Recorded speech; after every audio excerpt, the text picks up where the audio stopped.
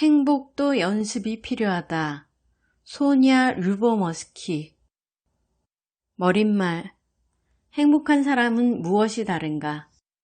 내게는 마크와 브라이언이라는 친구가 있다. 두 사람은 다 40대 초반이고 직장에서 잘 나가고 있다. 브라이언은 명문대학의 심리학 교수로 우수한 학생들을 가르치고 있고 자신의 연구 분야에서 상당한 권한을 가지고 있으며 여행할 기회도 많다.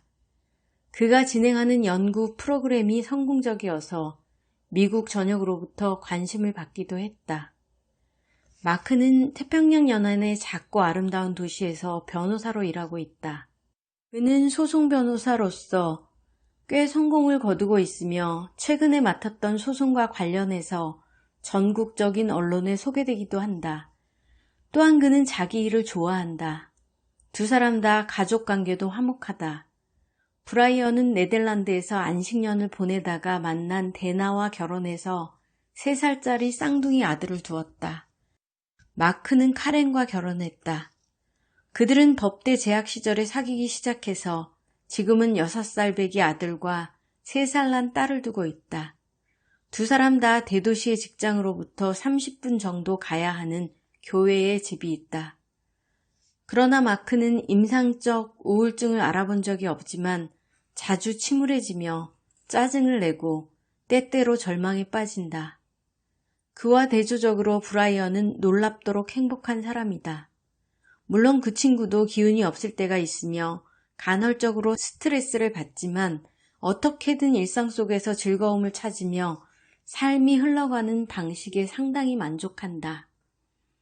두 친구가 왜 이렇게 다를까? 브라이언은 그저 운 좋게 좀 더 밝은 성격을 타고난 것일까? 아니면 살면서 겪은 사건이나 환경 면에서 운이 더 좋았던 것일까? 8년 이상 행복에 관해 연구해온 심리학자로서 나는 이 문제에 대해 이제 과학적인 답을 내놓을 때가 되었다고 생각한다. 행복에 대한 넘치는 열망, 빈약한 지식. 우리는 누구나 행복해지고 싶어 한다.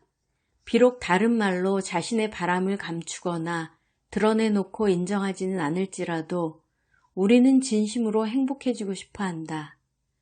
우리의 꿈이 직업적 성공이든 영적인 실현이든 타인과의 친밀감이든 또는 사랑과 섹스든 그것이 우리를 좀 더 행복하게 해줄 것이라고 믿기 때문에 갈망한다. 그렇지만 우리가 얼마나 더 행복해질 수 있을지, 행복해지기 위해서 정확히 어떻게 접근해야 할지 진정으로 이해하는 사람은 거의 없다.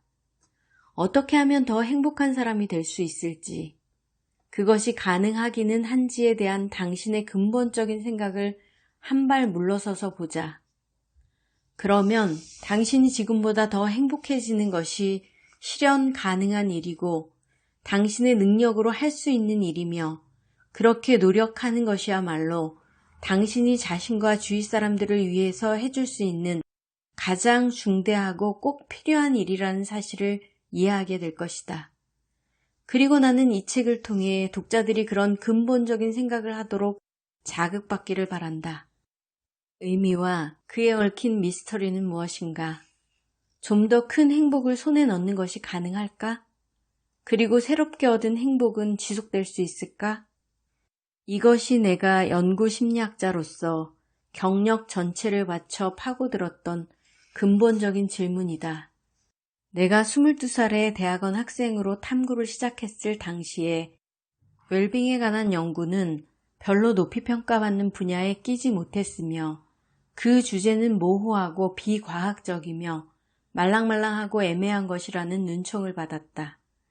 그렇지만 최근에 행복은 사회과학계에서 뜨거운 이슈로 떠오르며 폭발적인 관심을 받게 되었다. 애석하게도 오늘날 행복은 훌라후프나 요란한 헤어스타일이나 폰지와 다를 바 없는 변덕스러운 유행이 되어버린 것은 아닐까? 이 주제에 관한 신문과 잡지 기사, 텔레비전 다큐멘터리, 책, 인용, 블로그, 팟캐스트가 시장에 넘쳐나는 것으로 보아 그런 것도 같다. 이렇게 넘쳐나는 대부분의 내용은 과학적인 자료에 근거하지 않은 부정확한 정보들이다. 이러한 열풍 때문에 나 같은 연구자들은 종종 한 발짝 물러서고 싶은 마음이 들기도 한다. 그렇지만 나는 곳곳에서 벌어지는 행복에 관한 논의에 반드시 나 같은 사람이 끼어들어서 엄격하게 과학적인 기준을 준수해서 논의하자고 주장할 필요가 있다고 생각한다. 왜 그럴까?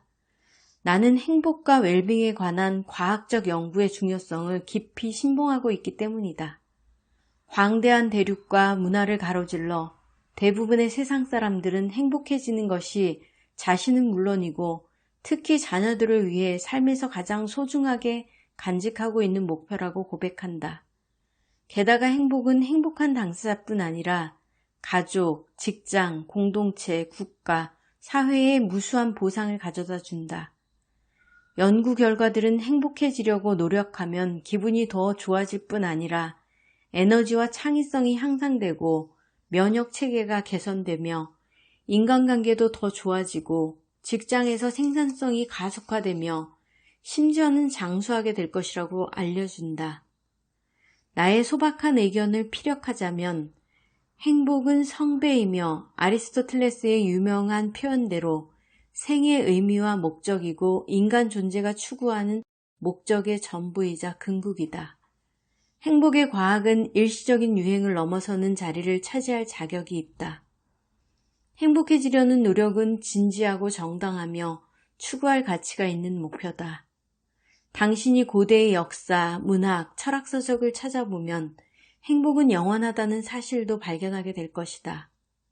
고통스럽게 살아가는 사람들이 수없이 많으며 삶이 공허하고 충분히 실현되지 못한다고 느끼며 살아가는 사람들은 그보다 더 많다.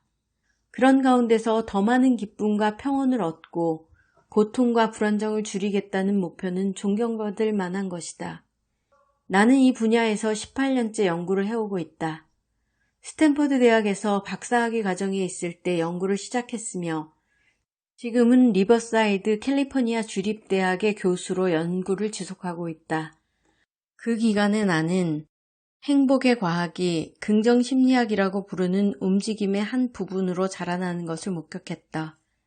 긍정심리학은 삶을 살만한 가치가 있게 만들어주는 것을 연구하는 학문이다. 심리학에서 사람들에게 긍정적인 마음 상태를 개발할 수 있는 능력을 주는 것이 중요하다는 믿음으로부터 긍정심리학이라는 이름이 탄생했다. 즉, 사람들로 하여금 가능한 한 가장 보람있고 행복한 삶을 살 수 있게 해주는 것이 인간의 약점과 병리 현상의 치유에만 집중해온 전통적인 심리학의 관심사 못지않게 중요한 연구 대상으로 취급되어야 한다는 것이다. 지금이야 이렇게 인간의 번영과 실현에 초점을 맞추는 것이 현명하고도 명백한 선택처럼 보일지 모르지만 20세기의 후반의 심리학은 질환, 장애와 삶의 부정적인 면에 집착했던 것이 실상이다. 오늘날 심리학자들은 더 거대하고 야심찬 목표를 추구하게 되었다. 지난 10년 사이에 심리과학은 사람들을 끔찍한 기분으로부터 괜찮은 기분으로 끌어올려 줄 수 있는 우울증의 치료 방법에 관한 엄청난 지식을 얻게 되었다. 그에 그치지 않고 아주 좋은 기분으로까지 상승시켜 줄 수 있는 방법에 관해서도 많이 알게 되었다.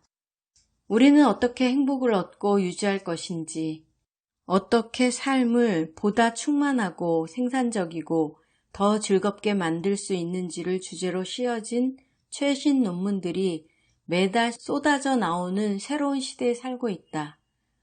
불행히도 이러한 발견들은 과학자들 사이에서만 공식, 비공식적으로 전파되고 있으며 대학이 구독하는 전문적인 학술 저널에만 게재된 채 일반인들의 손이 미치지 못하는 곳에 놓여 있다. 이 책에서 나는 지금보다 더 행복해질 수 있는 방법을 보여주는 발견들을 수집하고 해석해 보았다. 그러한 내용을 출발점으로 삼아서 사람들이 보다 향상되고 지속 가능한 웰빙의 수준으로 한 단계 올라서기 위해 사용할 수 있는 기술들을 알려주려고 했다. 행복도 연습이 필요하다. 소냐 르보먼